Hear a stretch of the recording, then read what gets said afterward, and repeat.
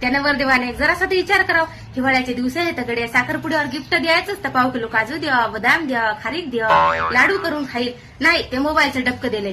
दिवस रात्र hello hello hello, आणि आम्ही इकडे काम करून मेलो मेलो मेलो. आमच्या वेळेस नव्हतं माय असं काही. आम्ही सगळे लग्नाचे काम करत होतो नवरी असून. बापरे, यायचा फोन आला, थांब उचलू दे. इकडे नेऊन उचल ग फोन. मी तंबाखू चोळताना दिसल ना त्याच्यामध्ये तुझ्या नवऱ्याला.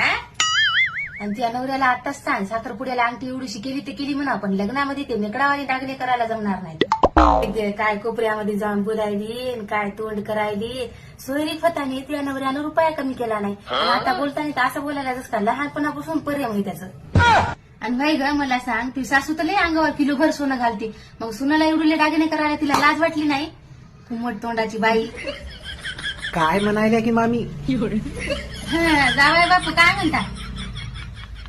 मला म्हणलं तिला साखरपुड्याला केलेली अंगठी जरा लयच मोठी व्हायची म्हणजे तिच्या पोटाला, आणि लग्नात जरा एवढी दागिने करा, आवरणार नाही तर तिला. बरं बरं बरं, ठेवा मग फोन, संध्याकाळी लावा मग तिला आरामानं. हो हो ठीक आहे हो, ठीक हो. आहे. आणि फोन चालू आहे म्हणून तुला सांगायला बोलता का ग? आई, ते तुझे जावाई येत आता, त्याला सगळं सांगावं लागते. बरं बरं, सगळं सांगावं लागते का? मग सांग मग, बाबा अर्धा घंटा झाला संडास मध्ये जाऊन बसले म्हणा, आणि मग भावाचा कोंबडाकडे घेऊन हिंडायला म्हणा गावानं सगळे.